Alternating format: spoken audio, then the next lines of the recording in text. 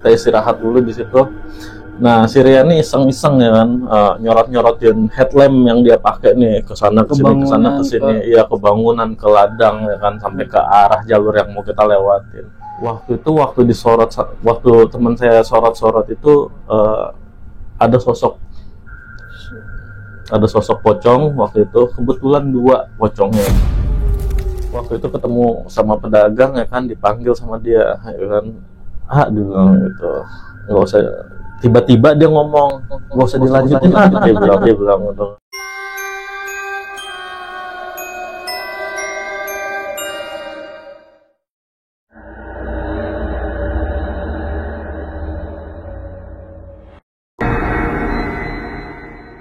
Assalamualaikum warahmatullahi wabarakatuh. Kembali lagi bersama saya di channel Bilar Agipari, menguak kisah misteri. Kali ini saya sudah kedatangan narasumber dengan siapa nih? Johan Kurniawan. Sama dong nama kita. Iya, sama kita. Oke. Masya Allah. Infonya tadi udah diceritakan sedikit tentang kisah pendakian ya. Pada saat pendakian di gunung mana tadi ya? Gunung Gede. Gunung Gede. Oke, nggak berlama-lama langsung saja. Ini dia ceritanya. Ya, jadi semua bermula pada saat saya melakukan pendakian di Gunung Salak. Waktu itu tuh saya berdua sama teman saya ke Gunung Salak. Pada saat pendakian ke Gunung Salak, biasalah kita ketemu sama pendaki lain di situ, kita tegur sapa ya kan. Bahkan akhirnya di Gunung Salak itu kita camp bareng sampai akhirnya kita tuker-tuker nomor telepon dan kita buat janji untuk mendaki bersama. Waktu itu kebetulan saya mendaki sama orang dari Tangerang. Berapa bulan kemudian kita buatlah janji, kita naik berdua waktu itu ke Gunung Salak. Kita janjian waktu itu kita ketemu di Pamulang. Kebetulan namanya, saya sebutin nama nggak apa-apa ya Mas? Boleh, bebas. Ya, kebetulan namanya waktu itu Rian. Rian nih sekarang di Malaysia, kalau lagi nonton bangsat lo Rian. Saya bermula dari dia nih, apesnya ini. Apesnya ini karena dia. Jadi waktu itu kita janjian di Pamulang, kita berangkat bareng sama dia ya kan. Waktu itu kita berangkat satu motor, kebetulan bawa motor saya. Kita janjian mau camping di Gunung Gede. Kita berangkat lah waktu itu jam 9 malam. Jalurnya ini kita lewat jalur Parung Bogor biasa, arah puncak. Di tengah perjalanan ini kita sempetin buat istirahat, kita makan nasi goreng, kita nongkrong dulu di warkop. Ya gitu. Waktu di warkopnya emang adalah kenakalan remaja ya, kenakalan remaja. Makan gorengan 5 ngaku 3 kayak gitu. Makan gorengan 5 ngaku 3 ya kan, sampai akhirnya kita nyampe ke base camp. Waktu itu via Putri, kita nyampe base camp via Putri sekitar jam 12 malam.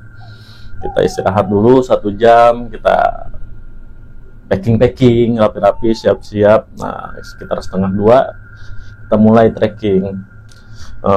Waktu itu kita kebetulan lewat jalur belakang ya, nggak lewat depan pos Simaksi. Jadi tapi jalur resmi di atasnya itu kita udah masuk resmi, cuma kita nggak lewat jalur yang umumnya itu yang tembus ke pos Simaksi. Waktu itu kita sempat ngelewatin makam-makam warga ya kan.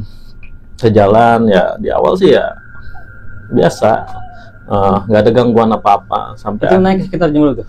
Itu sekitar jam 2. Oh, jam 2 malam. Sekitar jam 2. Sampai akhirnya sebelum pos Tanah Merah ya, pos ojek itu masih di perkebunan warga, sebetulnya masih di ladang warga. Jadi setelah pos Simaksi itu ada bangunan, nggak tahu itu bangunan apa ya kan, mungkin tadinya itu bekas pos Simaksi lama mungkin ya.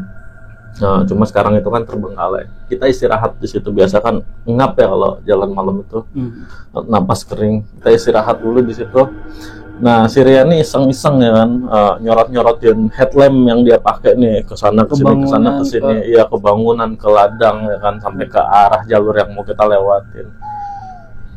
Nah, di sini mulai kejanggalan nih, ya kan.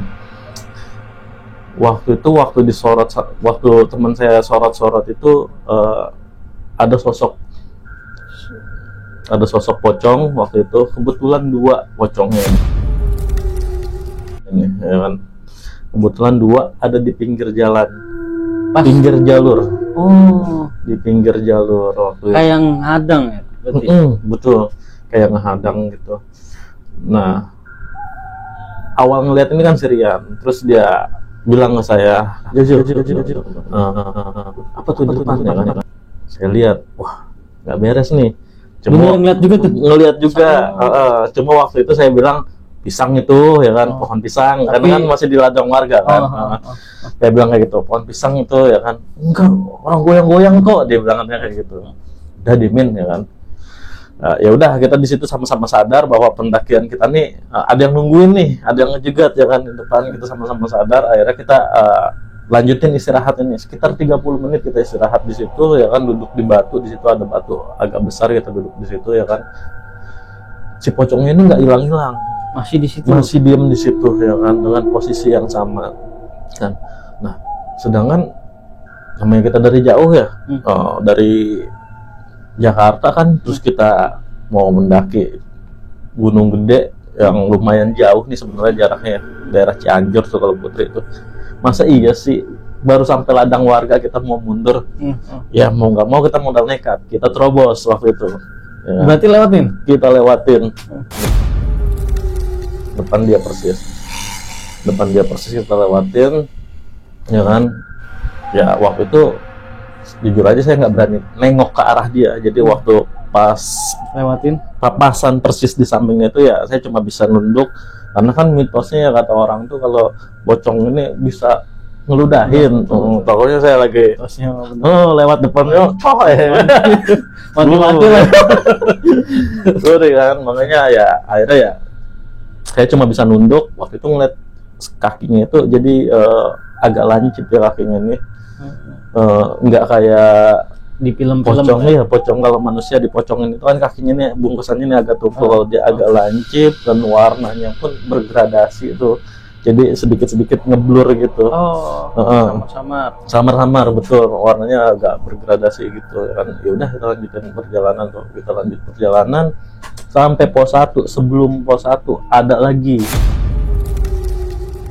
pocong lagi, kemungkinan dia juga, karena adanya masih dua juga. Karena adanya masih dua juga ya kan. Ya udahlah, mau nggak mau kita lewatin aja terus tuh. Kita lewatin ya kan, ya, di jalan seperti biasa ya kan. Kebetulan si Riannya anaknya agak sedikit cenaka gitu kalau ngomong nih, alat kelamin ya kan, sompral ya, agak sedikit sompral lah ya. Lucu sebetulnya kan, ngilangin capek, cuma terkadang kita harus tahu tempat lah, bicara ya kan, namanya di hutan kan. Percaya nggak percaya, hal gaib itu pasti ada, nggak pasti ada penunggunya gitu. Jadi kalau ngomong tuh ya alat kelamin, kebun binatang itu keluar semua ya, kita ketawa-ketawa aja di situ ya kan.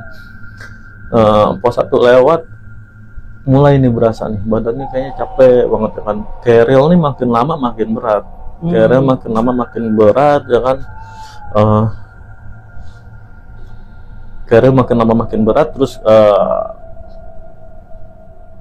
setiap kali ngelangkah nih, baru dapat 1-2 langkah nih, kayaknya rasanya nih kayak ngegendong orang gitu. Tuh, gimana sih rasanya kita ngegendong orang naik gitu? Lumayan kan, kayak ngegendong orang. Enggak, waktu itu bawa keril nih sampai bongkok begini badan, saking beratnya tuh kan. Sampai ada momen saya bilang ke teman saya, ya kan istirahat dulu deh ya kan, kita break dulu deh. Akhirnya kita break di situ, di kalau nggak salah di pertengahan pos 2 kita break di situ ya kan. Ya kebetulan lampu-lampu warga ini masih kelihatan tuh, kalau di jalur arah pos 2 tuh masih ada spot lah, masih sedikit kelihatan tuh lampu-lampunya. Nah, saya duduk di situ ya kan, saya duduk di tengah jalur. arah ke bawah ya kan. Itu saya lihat ada nggak tahu apa warnanya hitam, lari-lari gitu, nyebrang jalur. Saya pikir kan mata saya ini kunang-kunang, sampai saya ucap-ucap kayak gitu kan, saya ucap-ucap. Saya lihat, bukan ini ya kan, beda nih, warna hitam. Saya nggak tahu itu apa. Sekelebat ya. Nyebrang jalur, lari. Bentuknya sih kayak anak kecil, cuma hitamnya hitam pekat gitu, gelap, betul-betul gelap ya kan. Ya mungkin karena pencahayaan juga kurang kan, makanya kelihatannya pekat kayak gitu. Itu saya nggak ngomong ke teman saya cuma bilang, cabut lagi. Cabut waktu itu. Buru-buru cabut dari situ ya. Buru-buru cabut. Ya kita lanjutin lah ya kayak itu. Ini keril makin lama makin berat, sampai kita tukeran keril kan, tetap aja rasanya lumayan berat banget kayak ngegendong orang ya kan. Kayak itu. Sampai akhirnya itu sampai pos 3 nih bayangin aja, kita trekking dari jam 2. Biasa saya naik gunung itu paling lama nih 5 jam ke situ, ke puncak. Dari base camp, dari bawah sampai ke Surya Kencana itu biasanya 5 jam biasanya. Pada saat itu kita trekking jam 2 sampai pos 3 nih jam 6. Cuma 6? Lama banget kan. Itu saking beratnya bawa keril. Jadi dikit-dikit berhenti ya. Sampai pos 3 ketemu sama pedagang. Jadi di Gunung Putri nih, di Gunung Gede nih, Tiang Putri nih, kebetulan emang pedagang itu pada tidur di situ. Apalagi kalau weekend, banyak lah ya. Weekend libur panjang biasanya pedagang tuh setiap pos tuh ada, bahkan ada yang tidur di situ. Waktu itu ketemu sama pedagang ya kan, dipanggil sama dia ya kan, dia bilang gitu, nggak usah. Tiba-tiba dia ngomong, nggak usah dilanjutin, dia bilang gitu. Kayaknya dia ada kecurigaan tuh ya. Kayaknya ada kecurigaan, udah tahu itu. Udah sini mampir, dia bilang gitu. Mampir biar beli dagangannya kali. Jadi. Cuma intinya waktu itu dia bilang kayak gitu. Padahal waktu itu saya nggak cerita apa-apa ke dia ya kan. Sebelum sampai ke warungnya dia langsung ngomong kayak gitu. Nggak usah dilanjutin perjalanannya, pendakinya nggak usah dilanjutin, katanya kayak gitu. Kenapa emang Mang? Saya bilang kayak gitu kan. Udah nggak bakalan bener kalau udah dilanjutin, kayak gitu. Nah, udah. Akhirnya kita istirahat di pos 3, kita makan di situ ya kan, makan di situ. Ya kayak gitu. Itu kan malamnya ini berat banget ya, tapi yang anehnya ini begitu turun itu lari-larian ya. Lari-larian. Tapi ada rasa penasaran nggak, Mang, kalau boleh tahu kenapa Mang nyaranin nggak boleh dilanjutin? Waktu itu saya nggak, kamu pedagangnya gitu. Waktu itu saya nggak nanya kayak gitu, karena saya ini bukan orang yang tertarik sama hal-hal yang kayak gitu ya. Jadi ya positif aja kayak gitu, nggak nanya kayak gitu. Cuma ya dari situ pun saya udah peka sebetulnya. Kayaknya emang nggak beres, kayaknya emang nggak beres. Makanya kita stop pendakiannya. Ya begitu, akhirnya kita mendaki cuma sampai pos 3, bahkan kita nggak ngecamp, kita cuma makan di situ. Ya udah, kita turun lagi, turun lancar, lari nggak berat lah, nggak kayak nggak seberat itu ya. Seger, sehat walafiat kayak gitu Pak pendakiannya. Cerita ada nggak 12 sudut? Oke, ceritanya itu sangat seru sekali. Jadi ketika pendakian di awal itu memang udah ada gangguan ya. Nah, saya sedikit mau bertanya nih. Nah itu Ajo. Kira-kira tahu nggak apa sih penyebabnya kok sampai ada 2 poci ini menghadang gitu dari awal pendakian sampai pos 3 itu? Ada nggak kali tahu gitu gara-gara apa gitu?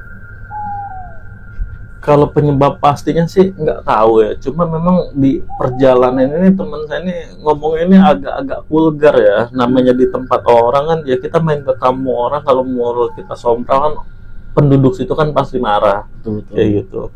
Kita ini dari perjalanan ini emang tukang tipu, bukan saya.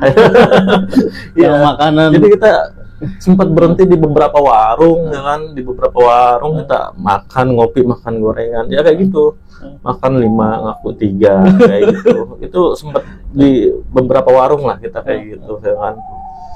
Begitu di perjalanan juga ya bercanda sama si Riani, bahasanya ini gitu selangkangan kayak gitu kan, agak porno lah, jorok ngomongnya kayak gitu. Ya seru sebetulnya ya kan, cuma terkadang kita harus tahu lah kita lagi di mana ya. Jadi omongan tuh ya emang bener harus dijaga kayak gitu.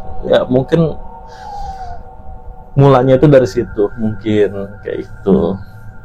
Oke, mungkin itu aja kisah yang disampaikan oleh Ajo. Yang jadi pelajaran buat kita adalah ketika kita berada dimanapun di suatu tempat, baik itu pemukiman warga, baik itu hutan, tetap kita itu harus menjaga sikap gitu, karena mau nggak mau, percaya nggak percaya bahwa hal gaib itu ada. Oke, mungkin cukup itu aja dari saya. Assalamualaikum warahmatullahi wabarakatuh. Pas hari keempat, 3 hari dibilang hilang, nyatain hilang, langsung bikin pengajian selama 4 hari pulang. Agusnya? Iya, dengan tampang bengong dan melongo.